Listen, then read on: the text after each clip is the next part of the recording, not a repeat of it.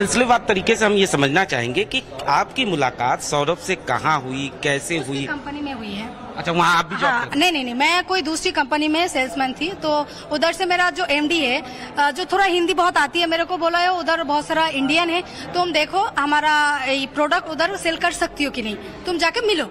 तो company owner जो है मिस्टर जॉन, उनका नंबर दिया है, और ये जो मेरा हस्बैंड सौरभ तिवारी का भी नंबर दिया है। फिर मैंने कंपनी में गया, एक दिन जाके उन लोगों दोनों कोई नहीं थी, बात करके आया था जो ऐसा ऐसे मुझे बात करनी है। उसके बाद मेरा पति से कांटेक्ट किया, तो उन्होंने मेरे को बुलाया, तो उनसे एक मीटिंग हुआ है मेरा केमिकल के लिए, तो सायाम में वो केमिकल गया है। तो मीटिंग के बाद उन्होंने मेरे को प्रपोज किया। अच्छा, कितना दिन में मुलाकात के पहली बात के कितने दिनों बाद आपको? एक हफ्ता भी नहीं गया। अच्छा, एक हफ्ते में ही आपको प्रपोज कर दिया? हाँ, उन्होंने प्रपोज किया। तो ये क्या उन्होंने बताया था कि वो पहले से शादीशुदा हैं? नहीं बताया। अच्छा, आपको नहीं बताया? आपने पूछा था? नहीं, पहले बताया था जो मर गया है उसका बीबी। अच्छा। हाँ, उसके बाद उन्होंने क्या किया, मेरे को बोला है, उसके बाद मैंने बोला है तो देखिए आप तो उम्र में भी बड़ा है, आपका पोजीशन हाई है, आप धर्म भी चेंज है, ये नहीं हो सकती है। फिर बोला मैं धर्म चेंज कर दूंगी तो तुम शादी करोगी? फिर मैंने बोला आप पहले तो करके दिखाया, ऐसे ही बोला था मैं, ऐसा कोई या नहीं थी। मैं तो सोचा था इस उम्र में कौन धर्म चेंज करेगी। फिर उन्होंने खुद सही तरीका से बांग्लादेश कोर्ट जाके उनका धर्म चेंज कर दिया, उसका प्रूफ है मेरे पास, आप सब लोग देख सकती है। उसके बाद वो 11 अप्रैल 2021 में उसका धर्म चेंज किया। 13 अप्रैल में वो अगरतला आके मेरे लिए कुछ गोल्ड लेके गया, जो नो स्पिन होती है, कानेर दुल और एक अंगूठी, जो मुस्लिम में पहले अंगूठी पहनाती है। तो उसके बाद अगले दिन 14 अप्रैल 2021 में जो बायतुल मुकर्रम मस्जिद है बांग्लादेश का, उसमें मेरा जो मुस्लिम धर्म का अनुसार जो निकाह होती है, निकाह हुआ है। वो तो कह रहे हैं कि हनी ट्रैप किया गया, बाकायदा आपकी तरफ से रात में फोन आता था, वीडियो कॉल आता था, इस तरीके? नहीं, ये सारे झूठ है, और सारे झूठ है, सारे वो जो बात बता रही है सब झूठ है। और ये भी कह रहे हैं कि आप का पहले बैंक अकाउंट नहीं था, जैसे ही उन्होंने कागज पे साइन किया उसके बाद 5 लाख रुपया लिया। हाँ, ये बात सही है, जो उन्होंने 5 लाख रुपए दिया है, क्योंकि मुस्लिम धर्म के अनुसार जो निकाह करती है ना, उसके बाद पत्नी को कुछ देना पड़ती है, जो बोलती है सुहाग रात से पहले, तो उन्होंने बाद में दिया है मेरे को। हाँ, ये सही है, जो उन्होंने 5 लाख रुपए मेरे को दिया था, और वो 5 लाख रुपए जो उन्होंने मेरे को छोड़ के आया है, तो इस टाइम पे मैंने वो खर्चा कर लिया। अच्छा, उनका ये भी कहना है कि इसके बाद भी आप लोगों की तरफ से डिमांड आती रही है, और 1 करोड़ रुपए की बात नहीं। आप एक बात बताइए, करोड़ क्या 10 करोड़ भी देगी, मैं मेरा पति को नहीं छोड़ूंगी। मैं तो पैसा का तो बात ही नहीं है।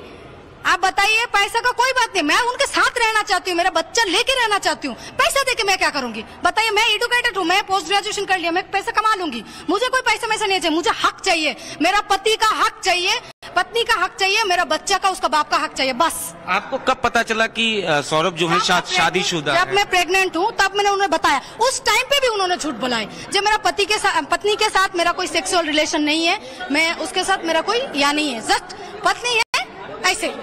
अच्छा, उनकी पत्नी भी वहाँ पर गई थी? हाँ, गई है, मेरे से मिली है।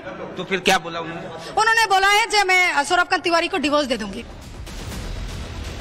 तो आपने सोनिया अख्तर की बात सुनी, तो दूसरी तरफ सौरभ तिवारी ने पूरे आरोपों को इस तरह से खारिज कर दिया। उनका कहना यह कि सोनिया अख्तर ने उन्हें साजिश के तहत फंसाया। बांग्लादेश में उनके धर्म परिवर्तन की साजिश हुई, जबरदस्ती सौरभ तिवारी का निकाह कराया गया, और यह सब कराया गया पैसों के लिए। सौरभ तिवारी का सोनिया के आरोपों पर यह जवाब है कि बांग्लादेश में मुझे फंसाया गया था, सोनिया के परिवार ने मुझे फंसाया, जबरदस्ती मेरा धर्म परिवर्तन करवाया, जबरदस्ती मेरा निकाह पढ़वा दिया, और फंसा के मुझे अब ब्लैकमेल किया जा रहा है। उन्होंने कहा कि मेरा बांग्लादेश में जबरन धर्म परिवर्तन करवाया गया। यानी कि दोनों जो कहानियां हैं वो एकदम अलग हैं। जो सोनिया अख्तर कह रही हैं कि मुझे प्रपोज किया सौरभ तिवारी ने, उसके बाद अगरतला जाकर के मेरे लिए गहने लेकर के आए, खुद कोर्ट में जाकर के धर्म परिवर्तन करवाया, अपना फिर निकाहनामा पढ़ा, तो सौरभ तिवारी का जो वर्जन है वो इससे एकदम जुदा है। सौरभ तिवारी कह रहे हैं कि ये सब हुआ जरूर है, लेकिन मेरे साथ जबरदस्ती की गई, और जबरदस्ती के तहत ये सब हुआ है। सौरभ तिवारी का कहना यह कि मुझे जबरन धर्म परिवर्तन करवाया और जबरन निकाह पढ़ाया गया, और सिर्फ पैसों के लालच में। इस समय हमारे साथ सौरभ जी मौजूद हैं, उनसे बात करते हैं और जानने की कोशिश करते हैं कि जो महिला आरोप लगा रही हैं उसमें कितनी सच्चाई है। सौरभ जी, आपसे ये समझना चाहते हैं, जिस तरीके से सोनिया अख्तर जो हैं वो बांग्लादेश से भारत आती हैं बाकायदा एक बच्चे के साथ, और उनका ये दावा है कि ये बच्चा आपका ही है, आपने उनसे निकाह किया था और इसके लिए बाकायदा आपने अपना धर्म भी परिवर्तन किया? सर, सारे दावे जो किए जा रहे हैं इनमें कोई सजा सच्चाई नहीं है। कहने का जो तरीका है वो अलग है सर। मैं थोड़ा सा विस्तार से बताता हूँ। जनवरी 2017 में मैं बांग्लादेश गया था और 24 दिसंबर 2022 को वापस आया हूँ। ये महिला जो सोनिया अख्तर हैं, जो ये दावा कर रही हैं कि मैंने इनसे निकाह किया, मैंने धर्म परिवर्तन किया, ये बिल्कुल झूठ है। जबरदस्ती मेरे से धर्म परिवर्तन कराया गया, जबरदस्ती मेरे से शादी के जो भी डॉक्यूमेंट्स बनाए गए, ये सब एक सुनिश्चित इनकी एक चाल थी, जिसे आज आप मॉडर्न भाषा में हनी ट्रैप कहते हैं। ये और इनका पूरा परिवार इसमें शामिल है। जरा साहब इनका परिवार का बैकग्राउंड सुनिए। ये 3 बहनें, 1 भाई हैं। 2 बहनों की शादी हुई और ये बीच वाली हैं जिन्होंने शादी नहीं करी थी। इनके पिताजी चाय की दुकान का व्यवसाय करते हैं, आर्थिक रूप से इतने मजबूत नहीं है। तो ये महिला इस महिला ने मुझे ढूंढा है, इस महिला ने मेरा धर्म परिवर्तन जबरदस्ती कराया है, इस महिला ने मेरे से शादी की है। मैं वहां शादी करने नहीं गया था, नौकरी करने गया था।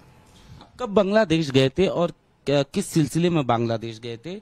और दूसरा मेरा सवाल यह है कि आपसे सोनिया की मुलाकात कब होती है और कैसे होती है? मैं जनवरी 2017 में बांग्लादेश गया था। इस महिला मेरे से मिलने आती है फरवरी 2021 के अंदर, किसी कार्य के सिलसिले में। कौन सा काम? कुछ ये केमिकल के प्रोडक्ट्स बेचा करती थी, उस सिलसिले में आई थी, जो कि हमारे यहाँ काम नहीं आते थे। आने के बाद में इन्होंने अपनी मिलने का सिलसिला इन्होंने बढ़ाना शुरू किया। देर रात को वीडियो कॉल करना, जब ये वीडियो कॉल करती थी तो उनकी बहनें और उनके बच्चे भी साथ में हुआ करते थे। तो मैं, ठीक है, आप मेरे से बात कर रहे हैं। धीरे धीरे वो बातचीत बढ़ती गई। एक दिन अचानक मेरे घर का एड्रेस पे ये अचानक से पहुंच गई। शाम का टाइम था, यार दोस्त, खाना पीना चल रहा था, तो ये भी उसमें शामिल हो गई। तो धीरे धीरे ये नजदीकियां इनकी बढ़ती गई। फरवरी से अप्रैल तक इतना हो गया कि ये कभी भी अपनी बहन के साथ में, उनके बच्चों के साथ में अक्सर घर पे आया करती थी और कई बार रुका भी करती थी। मेरे को उतना ज्यादा कुछ समझ नहीं आया, क्योंकि उनका जो भी चल रहा था एक प्लान के हिसाब से चल रहा था, मैं अपने रेगुलर काम के हिसाब से चल रहा था। अचानक एक दिन इनके परिवार के काफी लोग आते हैं घर पे, मेरे ऊपर इल्जाम लगाते हैं और धमकी दी जाती है मुझे कि आपको हम दूसरे चार्जों में यहाँ पे फ्रेम कर देंगे और कभी आप अपने देश वापस नहीं जा पाएंगे। थोड़ा तो मैं परेशान था। मेरे सामने एक कागज रखा जाता है, पढ़ने भी नहीं दिया जाता है। बोला यहाँ साइन करो। मैंने, है क्या ये? बोला साइन करो, ये तुम्हारे धर्म परिवर्तन का कागज। मैं साइन किया 11 अप्रैल 2021 को। इसी बीच में कहीं से इनका निकाहनामा भी आ गया और इमीडिएटली मेरे ऊपर डिमांड आई, मुझे 5 लाख रुपए चाहिए। इस महिला का अप्रैल 2021 से पहले बांग्लादेश में कैसा भी बैंक अकाउंट नहीं था, कोई भी बैंक अकाउंट नहीं था। उन्होंने अकाउंट खुलाया, उसमें पैसे ट्रांसफर करने शुरू करे। धीरे धीरे ये पैसों की डिमांड बढ़ती गई। मेरे कार्ड्स ले लिए गए, जो भी मैं सोना पहनता था वो भी ले लिया गया। मई महीने के अंदर मेरे माताजी का देहांत हो गया, 5 मई को। उस टाइम में कोविड के कारण पूरी सीमाएं भी बंद थी, मैं आ भी नहीं सकता था भारत, ना भारत से कोई वहां जा सकता था। 5 मई 2021। इवन तो मेरे माताजी की पूजा पाठ भी मुझे नहीं करने दी गई वहां पे।